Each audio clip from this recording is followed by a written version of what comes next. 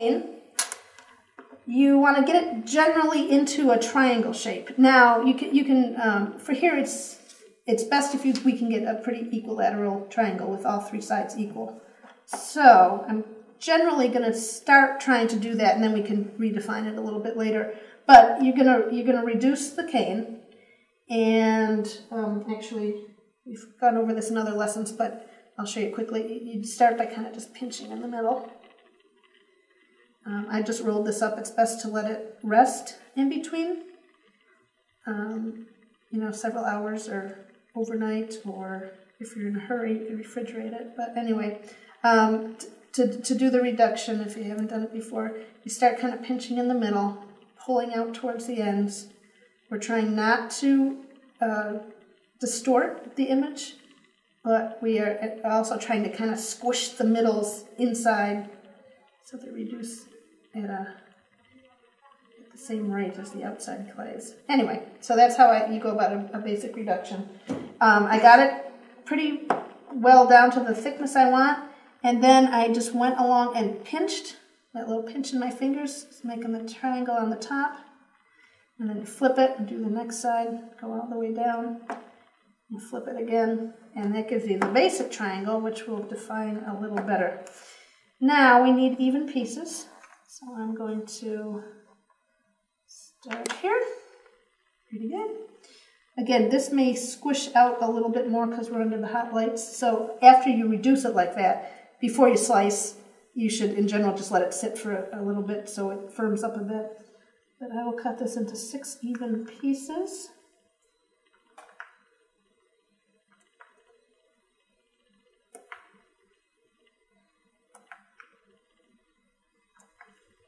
There we go. Alrighty. And try and get them into a nice, at this point we can reshape them into a nice triangular equilateral shape. Like that. They're pretty good.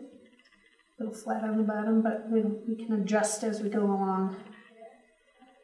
But you can see you have a nice start in there because we left that little extra edge of clay in there. All right, now we need to form them into this shape. You're going to need a little bit of a center point to wrap them around, to base them around. Actually, you can start by doing half, like that. If you're picky, you want all your spirals to go the same way. I actually am picky. I want mine to go the same way. You can see this one, it ends going off that direction, and this ends going off that direction. So we'll try and get them all shaped like that, going the same direction. All right, there's half of it. You can lay your tube in the middle. You may need to adjust the size. It depends on how everything comes together at the end. You can just roll it, make it thinner or thicker. All right, and keep on going. Like that. All right, there's your basics. Get it all stuck together. Now, when you are reducing a cane, it's those little gaps in there that are going to get you in trouble because the clay is obviously going to squish to fill in any gaps, and that's going to start distorting your pattern. So it's not as big of a deal out there as it is here. If we were to just put the orange, well, in this case, green wrap around the edge, the green would dip down into there, so it's not going to be a nice, smooth outer peel for your citrus. So what you want to do is fill in those gaps as best you can and to make it pretty uniform. So I just cut a real thin little snake, pinch it off, and smooth it so that your goal is to be actually making your outer edge uniform. Just do that really quickly.